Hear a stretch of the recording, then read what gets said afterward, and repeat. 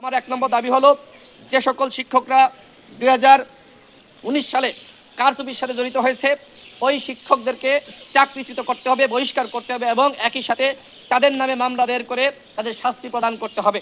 এই দায়িত্ব প্রশাসনকে নিতে হবে।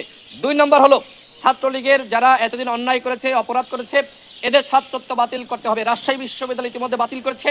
ঢাকা বিশ্ববিদ্যালয়েও ওই ছাত্রলীগের কুলাঙ্গার, অপরাধী, নির্যাতনকারী, ধর্ষক যারা ছিল, টেন্ডারবাজ, চাঁদাবাজ ছিল, এদের ছাত্রত্ব বাতিল করতে হবে।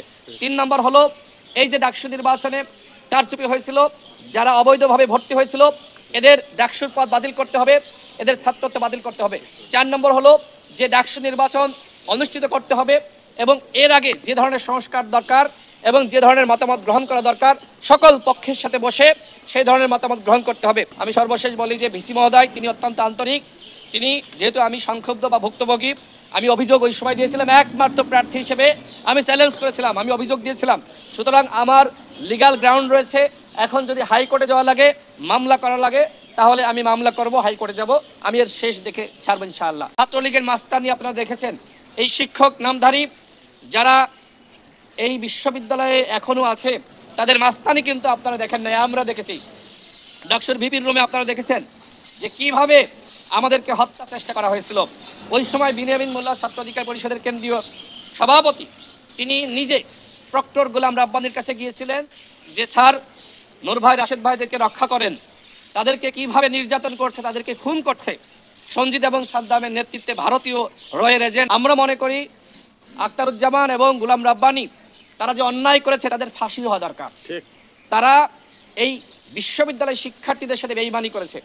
এই বিশ্ববিদ্যালয়কে তারা একটি লেজুর বৃত্তিমূলক প্রতিষ্ঠান বানিয়েছিল, যেখানে এই বিশ্ববিদ্যালয় একটি স্বায়ত্তশাসিত প্রতিষ্ঠান। এই বিশ্ববিদ্যালয়ের সিদ্ধান্ত নিবে শিক্ষকরা। এইখানে সিনেট আছে, যেটাকে বলা হয় দ্বিতীয় সংসদ। কিন্তু সেই বিশ্ববিদ্যালয়কে কিভাবে এই কতিপয় শিক্ষক ধ্বংস করেছিল। এই বিশ্ববিদ্যালয়ে অসংখ্য শিক্ষককে অবৈধভাবে নিয়োগ দেওয়া হয়েছে এবং ছাত্রলীগের ক্যাডারদেরকে প্রশাসনিক ভবনে, বিভিন্ন দপ্তরে, একাডেমিক ভবনে চাকরি দেওয়া হয়েছে।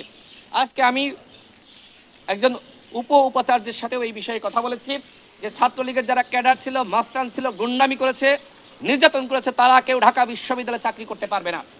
আমি সারা দেশের শিক্ষার্থীদের উদ্দেশ্যে সর্বশেষ কিছু কথা বলে আমার বক্তব্য শেষ করব।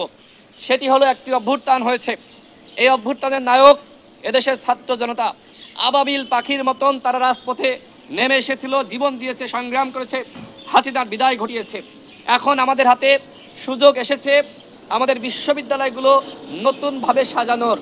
আমরা যদি আমাদের শিক্ষা ব্যবস্থাকে ঠিক করতে না পারি তাহলে কিন্তু এই বাংলাদেশের কোনো ব্যবস্থাই ঠিক হবে না।